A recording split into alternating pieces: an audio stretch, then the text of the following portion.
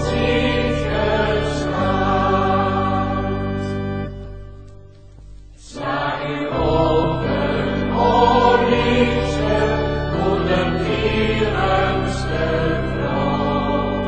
Op uw kinderen zij breken, uw moederlijke trouw.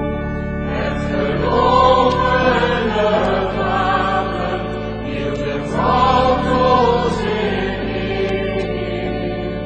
Voor uw onbeweegd hielden zij de vrouw vol verleer. O Maria,